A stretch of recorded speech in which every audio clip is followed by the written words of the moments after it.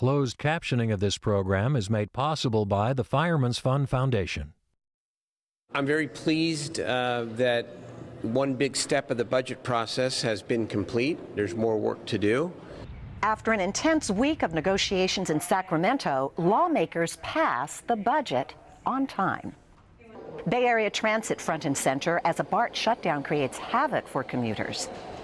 Work begins on San Francisco's controversial Central Subway, and Caltrans responds to allegations of improper testing on the new Bay Bridge span.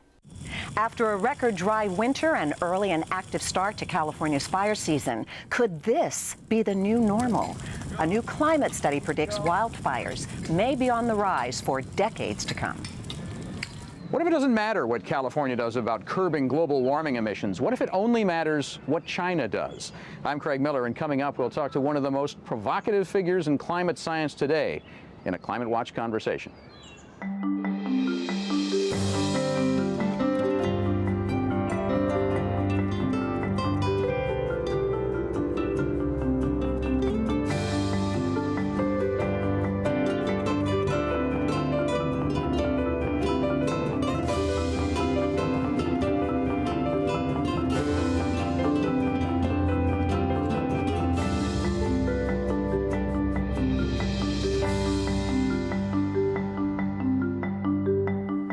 Good evening. I'm Valerie Coleman Morris, in for Belva Davis. Welcome to This Week in Northern California. Joining me on our news panel are Will Reisman, transportation reporter for the San Francisco Examiner, Tom Vakar, consumer editor for KTVU, and Marisa Lagos, political writer for the San Francisco Chronicle. You know, Marisa, the state budget being passed, some people saying, my goodness. Right, on time. And on time. But were there still some sticking points? I mean, the governor and the legislature weren't necessarily walking step by step. No, and this is, you know, the big sort of appropriations bill was passed today. We still have about 20 trailer bills that are going to need to be taken up in the next few weeks. And the big sticking points that the governor and the legislature have been negotiating throughout this week really haven't been resolved. As late as Friday evening, the governor's office was saying, you know, we're not there yet. The biggest issue is CalWORKs, the state's welfare to work program. There's questions. The governor really wants to cut it by almost $1 billion. And he would like to see the sort of grant levels be reduced, the amount of time people can stay on this program. Democrats are saying no way. This is after years of cuts, and we don't want to leave people homeless. But yeah, we saw a $92 billion spending plan passed on Friday. There's $8 billion in cuts. They're depending a lot on the governor's tax increases, which will be on the November ballot. And it's not an easy budget. I mean, we're talking about deep cuts to childcare, to things like the state's courtrooms, which have already seen, again, years of cuts. Cal Grants, which is the student aid program. If you go to a nonprofit or a for-profit or private university and you start in a year from now, you're going to see much smaller grant levels. So when we think about the $8 billion in cuts this year, but collective, so much more than that. Oh yeah, I mean, this has been 5 or 6 years of just, you know, smaller and smaller. A few years ago, the Legislative Analyst's Office had predicted by this point we'd have a $130 billion budget. We're down to $92 billion. And you have to, you know, assume every year the state budget grows whether anything happens or not, just because of inflation and increased cost. So this is definitely a painful place, and it's not some place the Democrats were happy to have it done on time, not so happy to see what they had to do. Given the fact that this thing is nowhere close to really being done, a lot of people up there is basically saying they did this so they wouldn't lose their pay. Yeah, I mean, I don't think that's entirely fair. I do think that because the legislature now has a simple majority requirement to pass a budget, they're able to do this. In the past, what we saw was this would get dragged out through the summer, maybe into the fall, and partly that was because they were trying to just get 1 or 2 Republican minority members to sign on for whatever they were holding them hostage for, regardless whether it was actually, you know, something related to the budget. Of course they want to get paid, but I think more so the legislature's very conscious of how terrible their approval ratings are and how much they need the public to feel like things are functional up there if they're going to get these taxes passed. A good point, though, Tom, that you make, because a lot of people said, oh, that was convenient. You know, it satisfied their need. But talk a little bit about the process, because we're not there yet. No, and I mean, so like every year, you know, the governor comes out in January and presents a budget, but we don't really know what he's looking at until May when we have updated finance forecasts. So they essentially only have a month between May and now to do this, and what they did in the past month and really throughout the whole year has been meeting after meeting, hearing after hearing, but the nitty-gritty details were getting hammered out behind closed doors, and that really angered a lot of Republicans who, let's not forget, they don't need now because they have a majority. So we saw Republicans sort of boycott a budget meeting this week, a lot of criticism that this is a closed door sort of no sunshine deal. I don't, you know, this was happening when Schwarzenegger was governor too. It's just there was 2 Republicans in the room, not just the 3 Democrats. So it's, you know, it's going to be interesting, I think, to see going forward how the minority party deals with this. Do they just sort of boycott it, or do they try to become relevant in other ways? And what are people saying? I mean, where's the sentiment with regard to that? Is there going to be cooperation? I don't think in that realm. I mean, what people are saying, what we're hearing mostly is the sort of criticism from the people who depend on these services. We've seen rallies and protests all week at the Capitol. We've seen a lot of consternation among folks, home care, welfare, students, and those concerns aren't going to go away. If voters turn down these tax increases, there's trigger cuts that would take $5.5 billion from K through 12 schools and another $500 million from higher education. So they're certainly hoping that voters feel that pain and want to keep the numbers up. If you had to give a bottom line, what should people take away from this? Yes, it was approved on time, quote unquote. 10 hours early. Yeah, it's not over yet. We really won't know exactly what this all looks like until July 1. We know what a lot of things look like oftentimes because of the conversations among our reporters.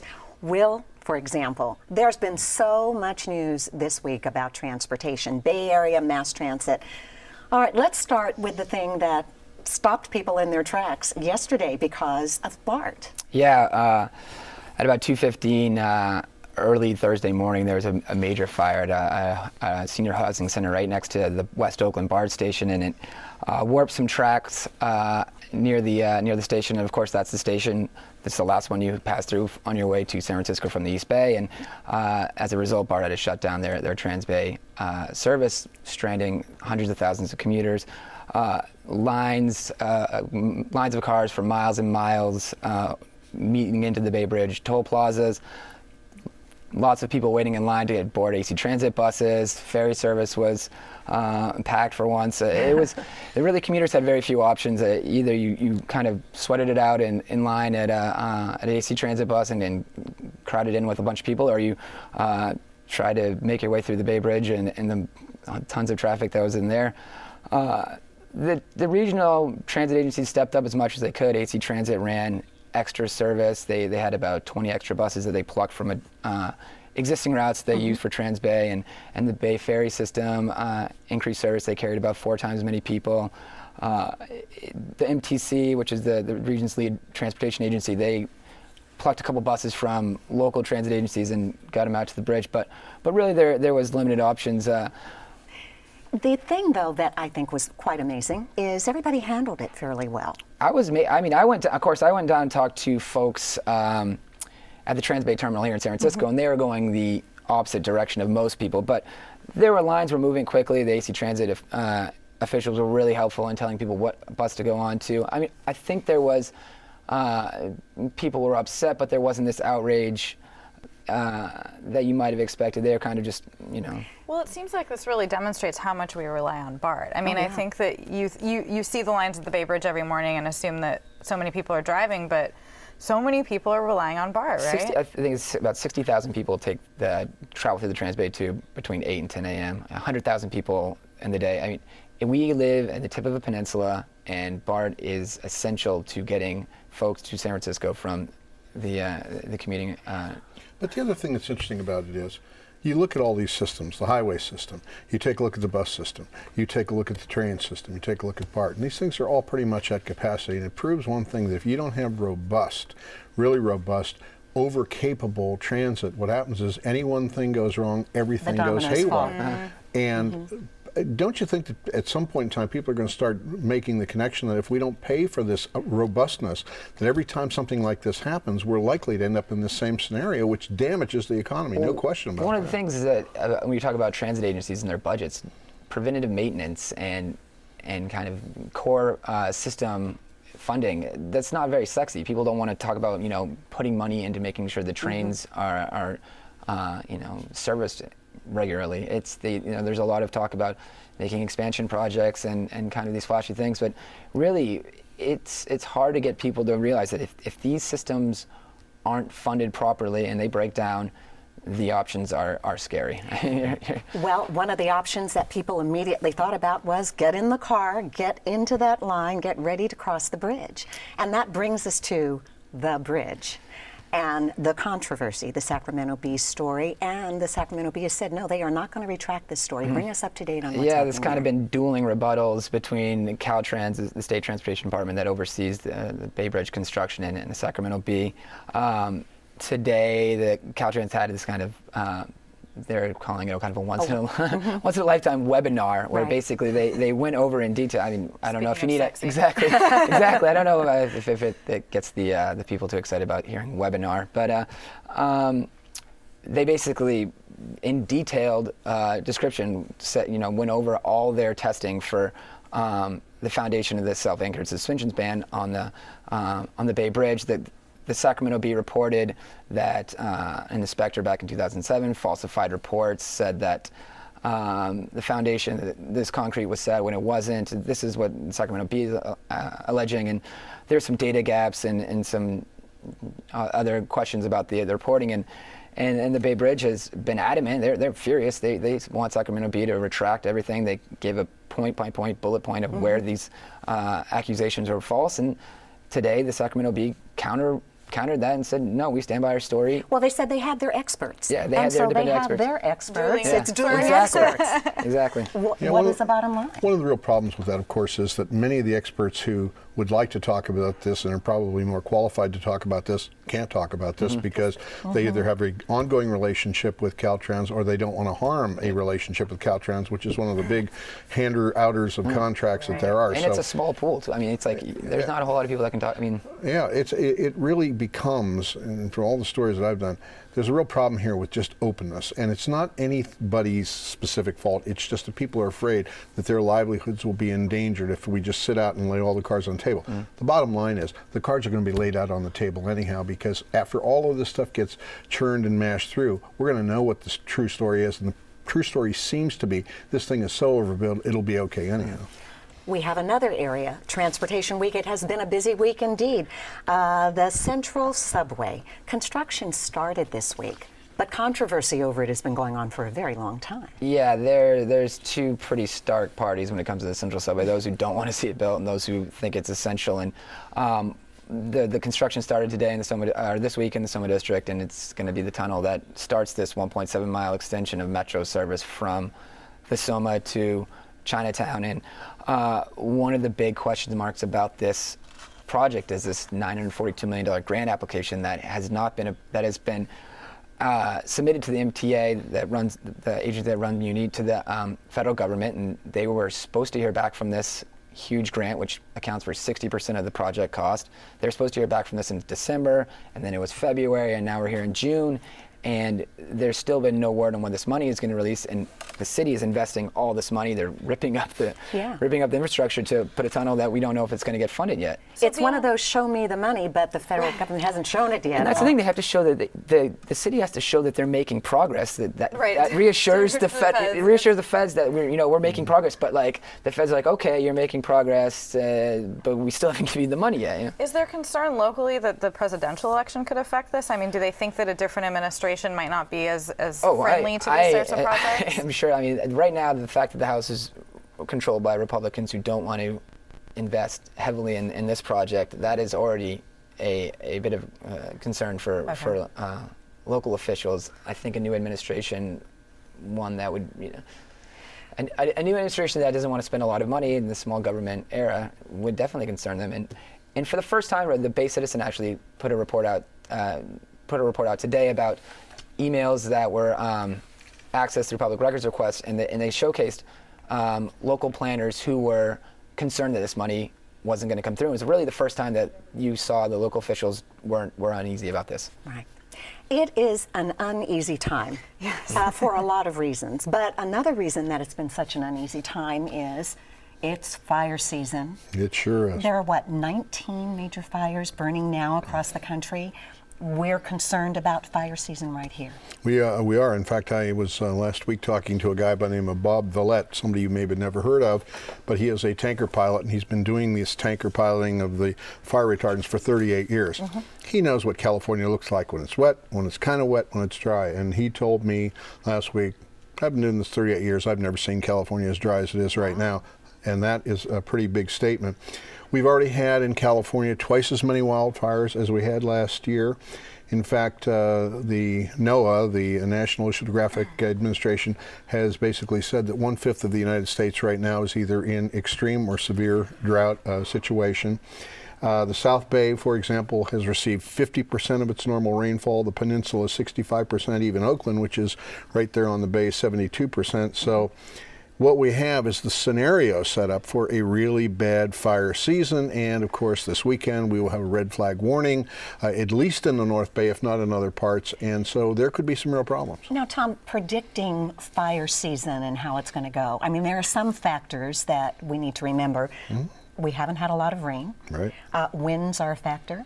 Big factor, and especially when you have winds that are going offshore, when the hot winds, and when it gets so hot in the interior that it blows the winds out to the ocean, those winds are hot, so they not only fan the flames, they fan the flames with hot winds, and that makes the fires even worse. And you know, it might sound really basic, but I think a lot of times people forget what causes fire. It's not, necessarily someone who's been malicious. It can be some basic things such as using equipment, creating a spark. Yeah, and the overwhelming majority of wildland fires are caused by lightning. Right. And so, and we have this other problem in California, which is true in a lot of states now, and that is this what we call the urban wildland interface, where we build houses not right up to the forest, we build them into the forest. Mm-hmm. And we allow, and I'll tell you, look at Marin County is a good example. You take a look at Sausalito, you take a look at Mill Valley, and they are the urban forest because the forest has grown up around them after they built the houses. And the Oakland Hills was a perfectly good example of how the urban forest can become a very dangerous thing. So we have to be very, very careful. One interesting point, though, I was talking to a guy who flies in the spotter plane that directs the tankers, and he was saying, it's really interesting.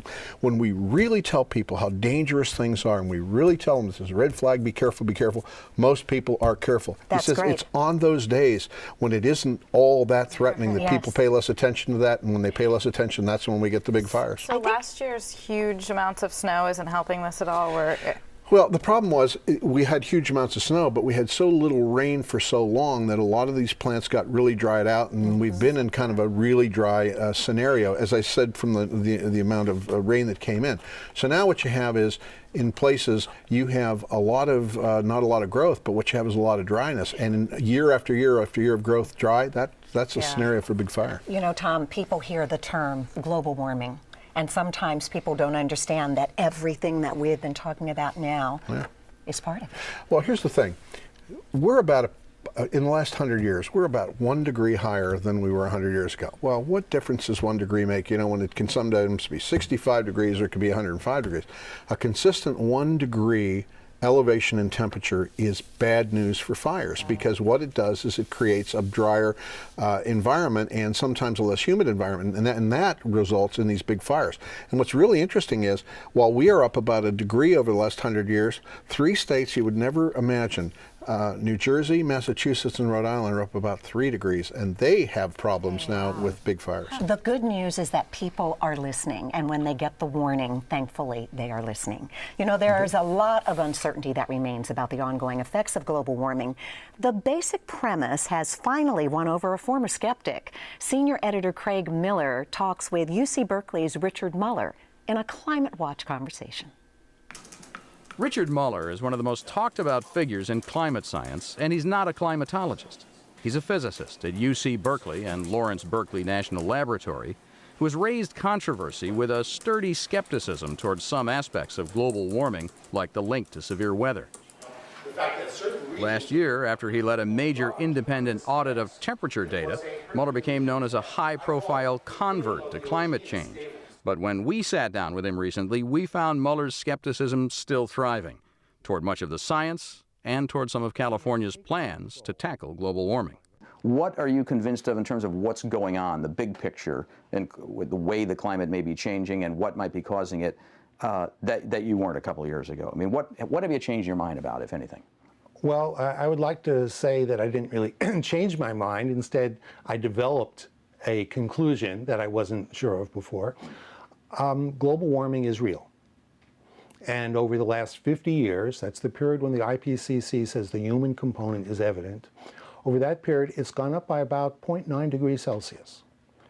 That's very close to what the other groups had said. Worldwide, if you include the oceans, it's more like 0.6 degrees Celsius. But I now believe that land measurement the warming has gone up. We're currently in the process of trying to determine how much of that is caused by humans. But I do agree that the global warming has gone up. Do you agree with the UN's climate panel that the majority of the warming going on is being caused by human activity, burning fossil fuels? We haven't yet finished our work on the human component of this. It looks to me like we will be in agreement with that. Now, something you do remain skeptical about is what we can do about it. Is California's cap and trade program that's forging ahead doomed to failure? Certainly California is far too small a part of the global warming problem that anything we do here cannot really help. Even setting an example is something I think is not something we're going to do. But if we can develop an industry that lowers the price of solar cells, that lowers the price of wind, that makes nuclear safe, if we can do those things, then that could have a real impact on the future. The point here is, and you've written about this, is that California can't save the world in terms of cutting emissions, that no matter what we do, what matters is what China's doing. According to most projections, China will be producing most of the carbon dioxide and greenhouse gases that will cause global warming. People don't like to say that because they say the Chinese has the right to produce as much pollution per person as the U.S. has already. Unfortunately, global warming is not caused by pollution per person. It's caused by total pollution. And China, by the end of this year, will be emitting twice the greenhouse gases of the United States. It's growing very rapidly. You've calculated, I guess, that even if the entire U.S. reduced all of its greenhouse gas emissions to zero tomorrow, that China would erase that gain in 5 years? In 4.5 years. What that means is that what the U.S. does is becoming irrelevant, except to the extent that what we do can be followed by China. There's only one solution that has the order of magnitude of chance of working, and that is to get China to switch from its coal. It's building 1 new gigawatt of coal every week. It's been doing this now for 6 years. To have them switch to natural gas. And the only way they can do that is if they adopt our method of fracking. This is a conflict because so many people oppose fracking because of its local pollution. But I regard solving that pollution as far, far easier than coming up with inexpensive electric cars, inexpensive solar cells. We need to switch China from coal to natural gas. You have some interesting views on renewables, the practicality of certain renewables. Hydrogen, solar thermal, geothermal, no future, is what you're saying. That's right. Let's start with geothermal. A lot of money going into trying to tap the natural heat that's coming from the Earth's core, percolating up. Compare geothermal to solar. Yeah. The energy coming from below is 3,000 times smaller than the energy coming from solar. That means it's competitive with solar if you can make it 3,000 times cheaper. If the Earth concentrates it, as it does in certain volcanic regions, geysers in California is a great place, Iceland is a great place, then that natural concentration makes it cost effective. But geothermal anywhere, no future. And solar thermal, these, as opposed to photovoltaic panels that you put on your roof and elsewhere, these big arrays in the desert that use mirrors to concentrate the solar energy to heat up something. No? It's been working in California, in Spain, elsewhere, only where it's been heavily subsidized. Will not work in China, where we really need solar. The reason is it's basically bricks and mortar. And whereas the price of solar cells is dropping, the price of big, large-scale construction is not. I do not expect it to get cheap enough to be used without subsidies. Nuclear power is on your list of things you think still do have a future. People react to energy catastrophes, and too often this overreaction determines policy. So, for example, the Gulf oil spill, from which the Gulf seems to have recovered quite well in under a year, is still affecting our policy towards offshore drilling. The accident in Fukushima, which is minuscule compared to the deaths of the tsunami, is getting far more attention, even in Japan, than protection against tsunamis. 15,000 people killed by the tsunami, probably under 100 excess cancers from the nuclear release. So people overreact to this, and they see them as icons, as examples. But if you look at them objectively, they should not be determining policy. Richard Muller, thanks for taking the time. You're very welcome. For more of Craig's conversation with Richard Muller, please visit our website at kqed.org/thisweek. Thank you very much. I appreciate you being here. Conversation, always good. I'm Valerie Coleman Morris. Belva Davis will return next week with a look at Governor Pat Brown's legacy. Good night.